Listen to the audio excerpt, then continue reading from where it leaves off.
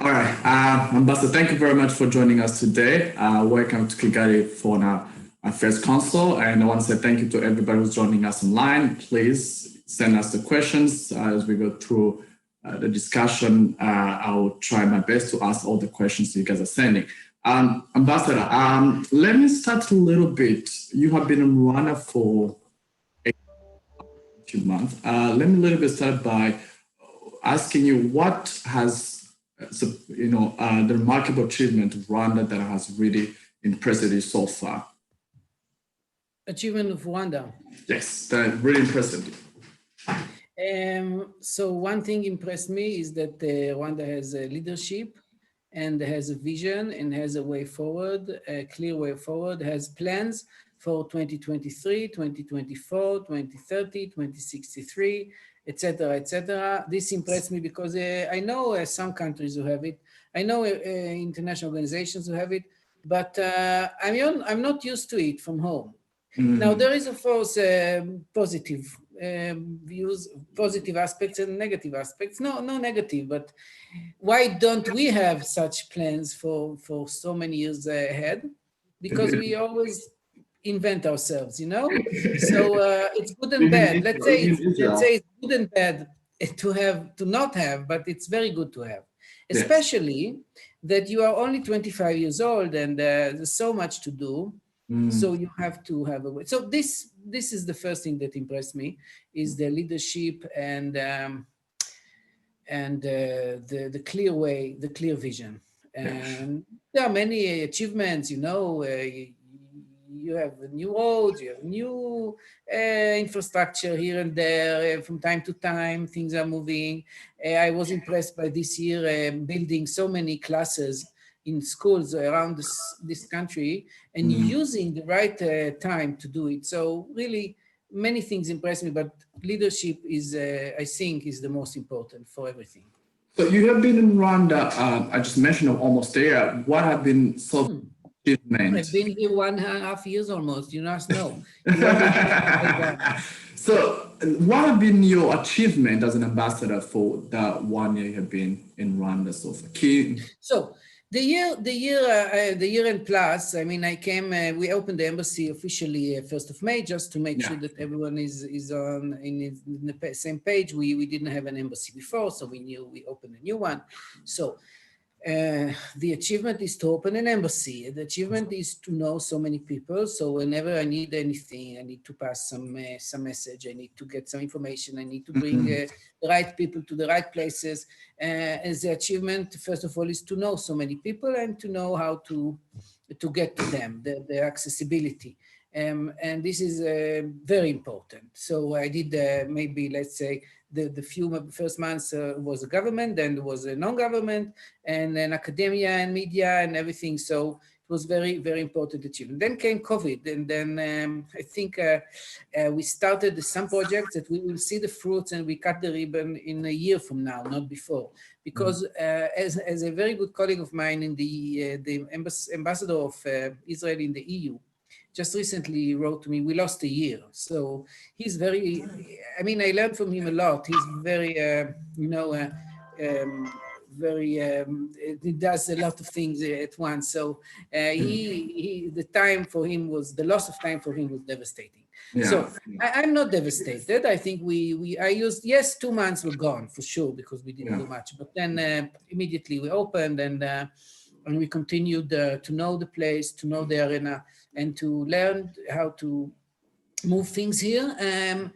So I think during COVID, I can mention that we did a few things which impressed the public, and it was a good achievement, I would say. And so what's your priority for the embassy the next few years you have? Yes, so my priority is to have big projects so I can really leave a legacy. And big projects, not small ones. So, you know that what I'm talking about, and I'm not going to talk about it because it's still in the early stages. But I hope that we will do very big things, and of course, so the priority is one is to do big things. But then, of course, needless to say that agriculture and water management is a priority, but let's leave it aside now and say that I want to see more Israeli tourists here. I want to see a really good connection between the peoples. And I think that through business, people are coming here, I must say, because it's a green country recently, like a month and a half ago. It became, now it's only one of the two green card countries for Israelis, which means that Israelis who come back from here are not need to quarantine. So it's a very good thing. So businessmen are coming. So what my priority is to connect the peoples and to bring Israelis here. And so tourism, but I think that you know very well my priorities as from day one, but I think I will just shift it a little bit and say that agriculture, water management, ICT, innovation, and all these are coming anyway. Cyber are coming anyway. For me, I don't have to do much. I have to do, but not much. We have STEM centers that we are bringing. We have our hub, innovation hub that talk about it. We want to open. Yes, it comes. It will come. But then I think education and health are my priorities. So I want to come back to this. I've heard you using this, calling Rwanda a sister country, and the President of Israel did the same thing in the last few speeches when he was in Rwanda. I wanted to talk about this special relationship between Rwanda and Israel, how important it is, and what it means for both countries. So, sister countries. It's your idea, by the way. Yes, sister countries. Yeah, because today I met some Israeli businessmen. So I told them what is the unique about the relations. First of all, I think there is a unique connection between the leaders, which is very good. It started with that, I would say. Then it continues to the history and the history, the common history that we went through, which means the event, the genocide, the Holocaust, and then the rebuilding of a state or building from nothing, from scratch. And so Israel as an entity, as a country, as a state, which was established in 48. And here in 94. So, but then also what brings us together is the wish of Rwanda to see us as a role model, as Singapore, I would say, another country which Rwanda sees as a role model and learn from them a lot. And by the way, very good relations between Israel and Singapore, and also I think Switzerland. So these three countries are models for Rwanda, which is nice, and which makes it sister countries, I would say. And the special relations also go to the rest of the specific needs of Rwanda in the beginning of after reestablishment. We were very much here to help from the beginning. So I want to go back to a little bit. So I mean, Israel is the nickname is Startup Nation, and it's very impressive to see in the country 1948 to what it is today. I wonder if you could talk us a little bit the journey from the country in the desert in the middle of a very not easy neighborhood to become the startup nation of today. What are the factors that contribute to the shift and that really made a difference to position Israel to be the startup nation of today? So it's like the egg and the chicken, I think. We wanted very much in early 80s, which is more or less where you are now, because then we were already 25 years old. We wanted to see international companies coming to it. This was one target on one hand, like the chickens and the eggs. This is one of them, to bring international companies. We started by one. And then really one came, and then came two, and then five, and then today we have 500. So it started with international companies on one hand to come. Then we needed good people to work there. We needed good, skilled, young people to work there. So the army came in, which we can discuss later. It is something that does not exist here, but the army produces very good people, very smart young people. But also we established ecosystem that international companies are there, but then they know how to hunt the right heads and the right young people and skilled people. So you need skilled people, the young people, to produce them. It's a magic, or it's a thing of its own. And then international companies to hire and to bring others with them. So it's building the ecosystem slowly. International companies, the schools, academia, and high schools first, academia, and then also the community, of course, and some other private sector, a small Israeli private sector. So I think this must be the model, and of course, the way of thinking of the state, the mindset, which we can talk about. Yeah. So, and what drove the innovation and the culture of mindset? I mean, one of the things that's very impressive about Israel is, every young person you meet in the corner has an idea of the new startup. What's driving the innovation today and the culture? Yeah. So, we think differently. I think the whole culture of letting people start and not looking for failures, in the sense, you have to let people fail, and you have to be tolerant on that. Don't let people steal money. No, don't let people be corrupted. Of course not. It's not what I'm saying. But give them the money and don't ask them questions.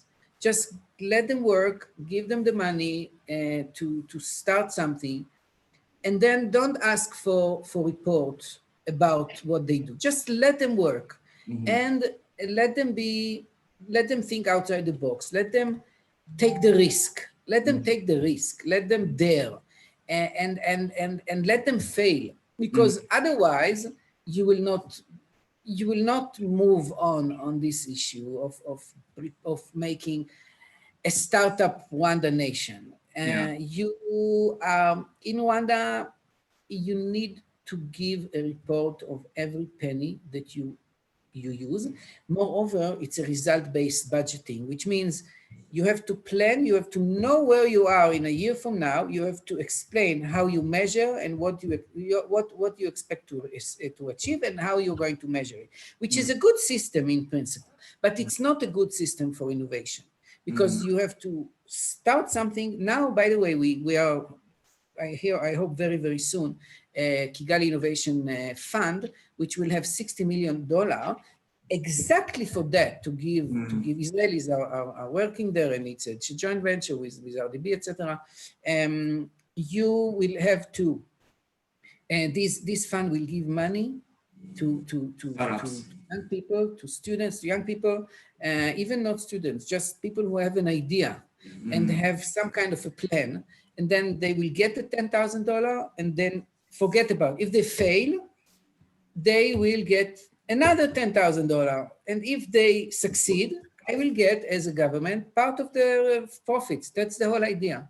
So talk a little bit the importance of the role of a private sector in driving this innovation and this culture of mindset. I remember you mentioning that there's a percentage that companies have to set aside for the research and R&D, which is important. So if you talk a little bit of the private sector itself. So private sector here needs more independent, needs to be more independent, needs to get more privileges, and like in Israel, in terms of Israel, the private sector. And I start here because I know what is needed here already. In Israel, yes, the private sector needs to invest 5%. It's according to the law, 5% of the profits, of the revenues, sorry, to R&D, to invest in R&D, which means 5% goes for research and development. Of course, we are not talking about a supermarket, but we are talking about companies who work in any sector, in education, in health, in whatever, ICT, know-how, whatever. You need to invest in R&D. It's according to the law. So this is a good thing that we do. And private sector is very important sector. It's completely independent. It has its access to the government when it's needed, and the government doesn't have an access to it. So it's very, very, it's separate from the government, and it's working very well.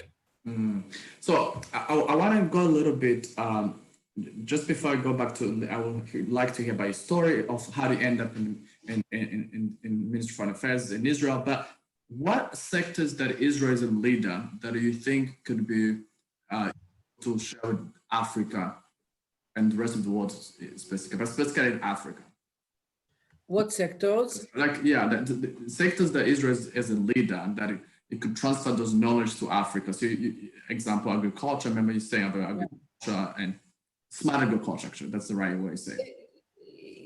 Yes. Also, with that we need to be careful, because if we bring very smart agriculture, like for the sensors of the plant, like of course the AI, artificial intelligence, the cloud, and all this, it's might be too early. So yes, we need to aim high, but we also need to show how you can grow in your small piece of land much more than you do now with your basic tools that you have, or a bit more modern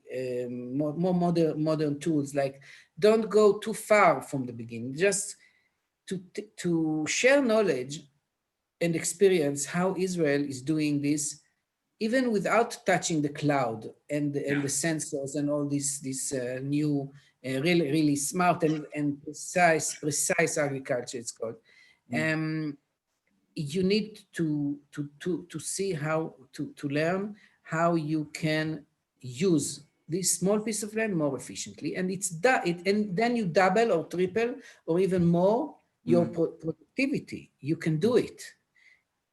If it's a livestock or it's horticulture, whatever, you can produce, instead of 8 to 10 liter for a cow, you can produce 40 liter with not too much modernity.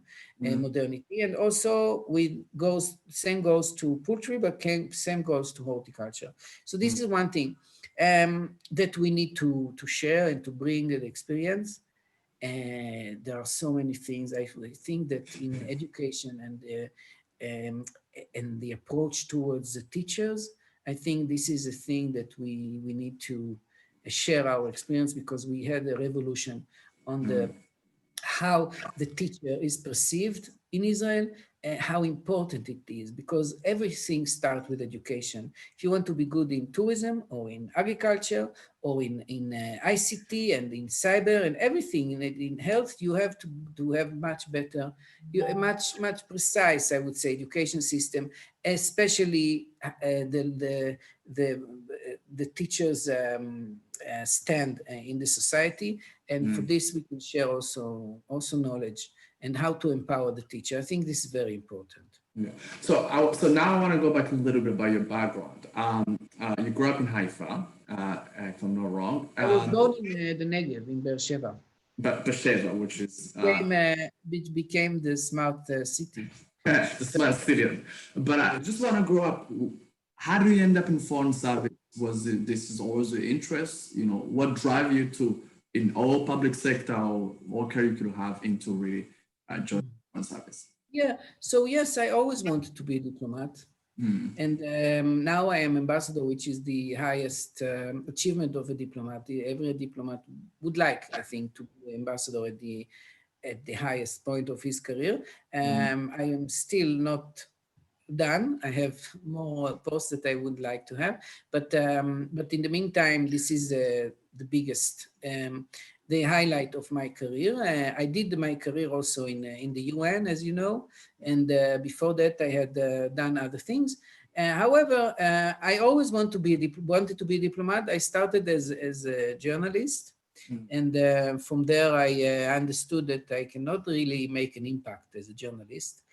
I made some impact, but not as impact on the society as I can do from, and of course on other countries, which is exciting, especially now. So yeah, I wanted to be diplomat, and in the diplomacy, what attracted me is that you have a career which is in one frame. You have a career which is you are settled. You are secure. You get your salary from the government, which is very good, because it's a regular salary. However, you change your jobs every 3-4 years completely. You invent yourself from scratch.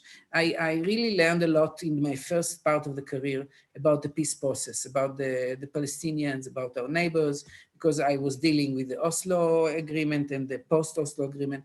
I learned a lot about the UN when I was dealing with the UN 15 years, UN, SDGs, MDGs, SDGs, and the language of the UN, which is called UNese. It's exciting.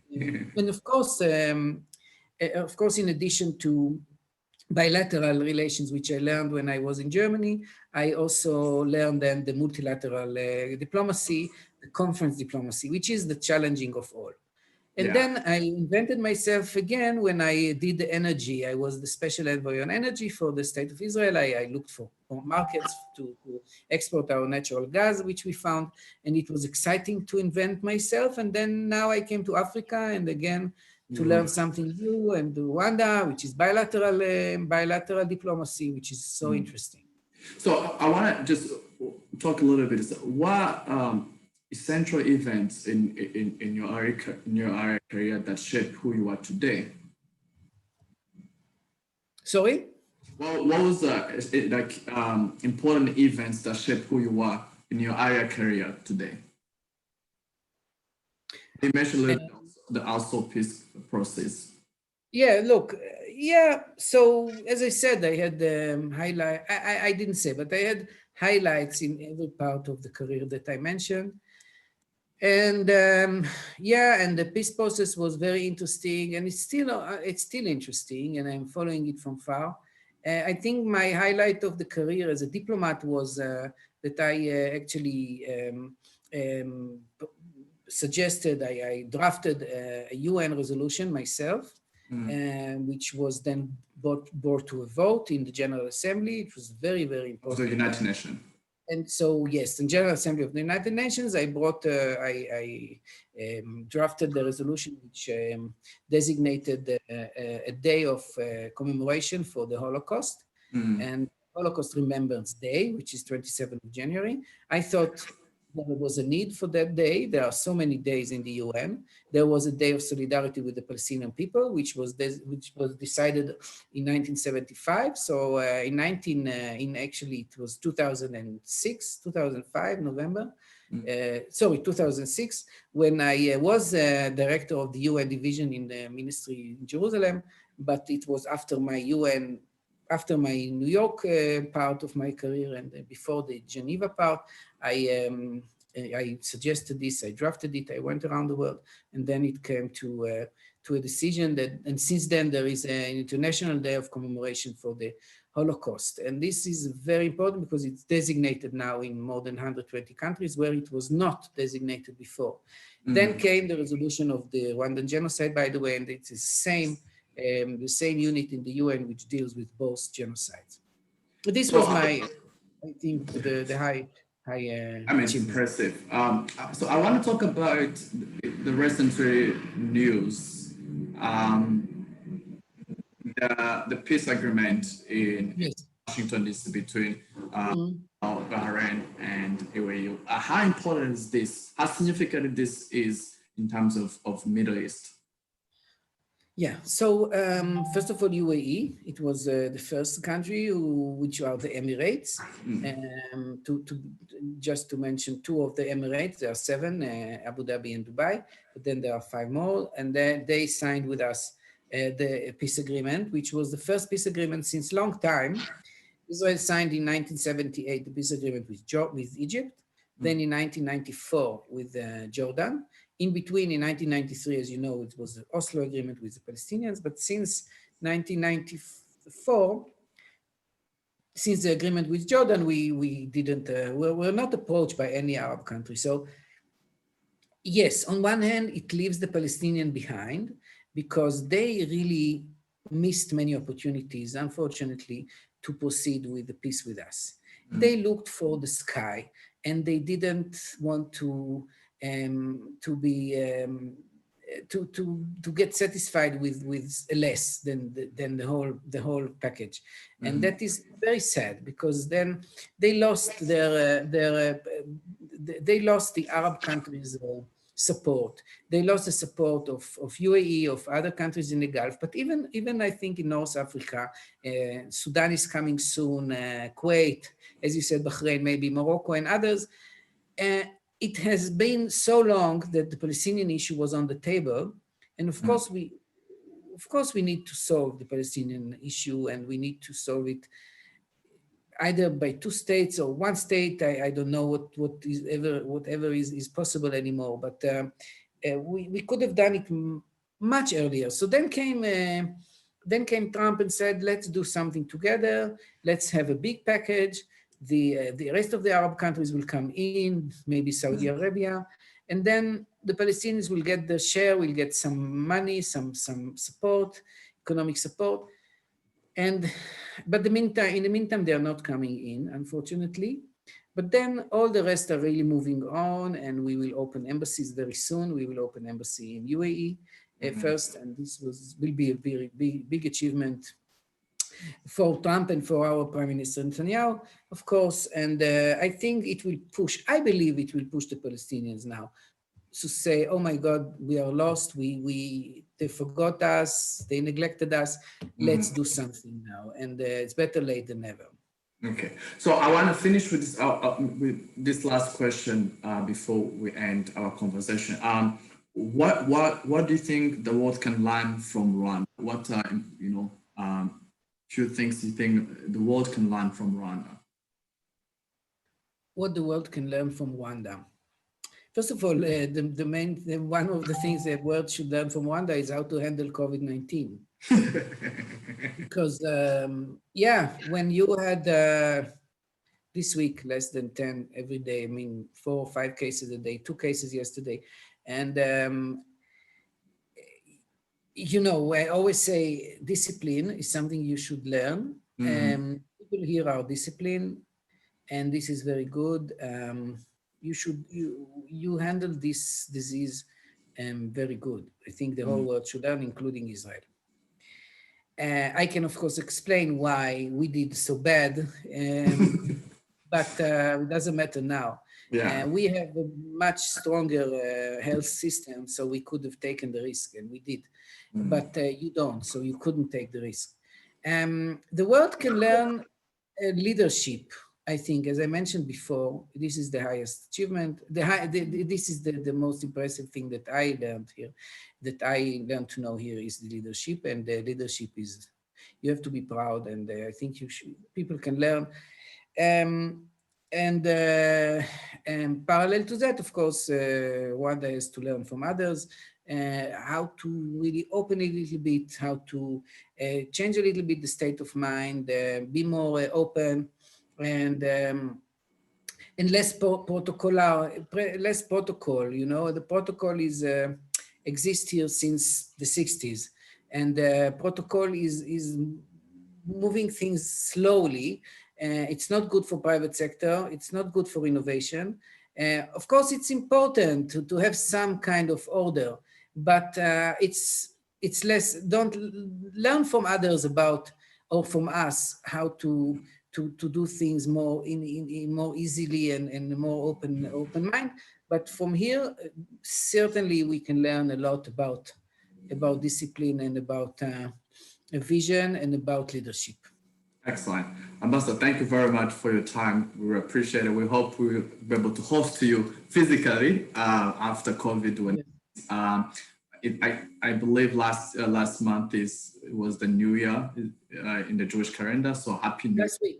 Last month, yes. Yeah, last yes. September. So happy New Year, Shana Tova, and thank you very much for joining us today. Thank you. We don't have questions now, huh? Yeah. No. Okay. Thank you. Thank you.